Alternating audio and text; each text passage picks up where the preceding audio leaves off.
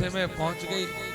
सोचिए, दूल्हा घोड़े पर बैठा हो और दरवाजे पर पहुंच जाए और दुल्हन ना मिले,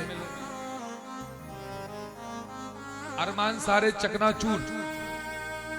और ऐसा कई लोगों के साथ होता है।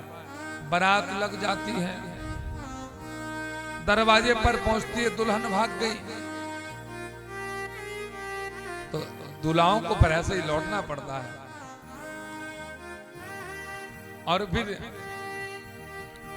तो वैसे शिशुपाला ये स्वाम कन्या, और फिर शिशुपाल अपने घर गया तो भगवान को गाली देता हुआ गया। और भगवान ने भी एक वचन दे के रखा है कि कोई दिक्कत नहीं, तेरी 100 गलती माफ है। 100 गलती के बाद जिस दिन 101 हो जाएगी उस दिन तेरा कल्याण जरूर कर दूंगा।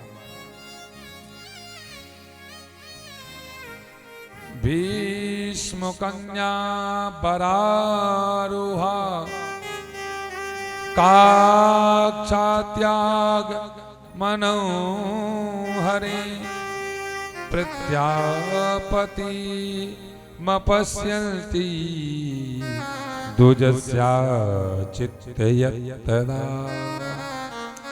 भीष्म कन्या, अब तो भैया रुक्मणी जी बढ़िया द्वारकापुरी में रह रही हैं महाराज। और महाराज आगे चल करके कहते हैं, बलराम जी ने अक्षौणी सेना से युद्ध करके सबको समाप्त करके वो भी घर पर आए। महाराज भगवान श्री कृष्ण के यहाँ कोई संतान नहीं हो रही थी, बहुत परेशान। और भगवान श्री द्वारकाधीश ने भी सोचा क्या करें, संतान तो चाहिए, ये द्वारकापुरी की नगरी है। भगवान भी श्री कृष्ण मथुरा में आया, जब तक नहीं आए थे उस समय तो चोर ही कहलाते थे। ग्वाल वाल गोपियाओं को, गायों को चढ़ाते थे तो गोपाला कहलाते थे। लेकिन द्वारकाधीश में आने के बाद में महाराज कहलाने लगे।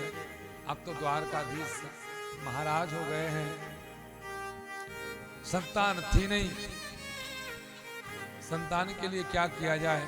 कुल देवताओं ने प्रार्थना की और गुरु जी के पास गए। गुरु जी ने कहा, एक काम करो, संतान प्राप्ति करना है, संतान की अगर इच्छा रखते हो तो आपको महादेव की स्थापना करना पड़ेगा। वो अपने परिसर में ही स्थापना कीजिए। और फिर महादेव से प्रार्थना की कि आप आइए।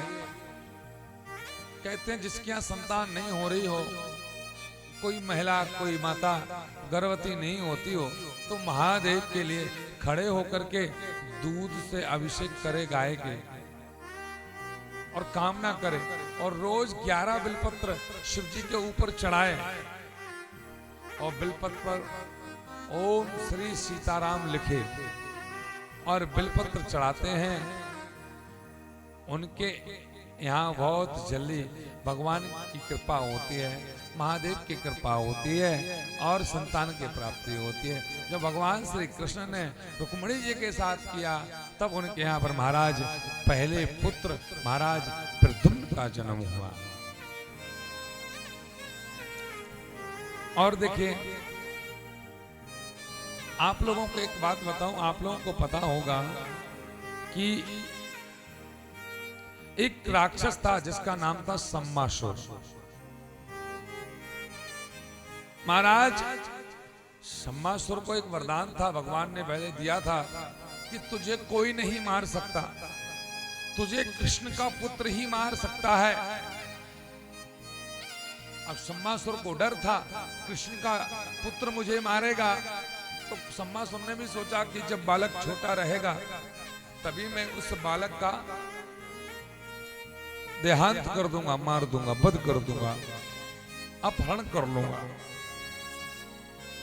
तो एक समय महाराज प्रद्युम्न एक समय कहते हैं भोले बाबा कैलाश पर बैठे थे, तो कहते हैं कामदेव को जीत लिया था।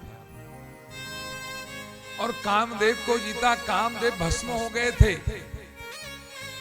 तो महादेव ने आशीर्वाद दिया था, चिंता मत करना। तो वह कामदेव कहता है, कैसे क्या होगा, आपने मुझे भस्म कर दिया, महादेव ने आशीर्वाद दिया, तुम श्री कृष्ण के पुत्र होगे, महा अवतार लेना पड़ेगा तुम्हें, और तुम शंबासुर का वध करोगे। रति ने कहा, कामदेव की पत्नी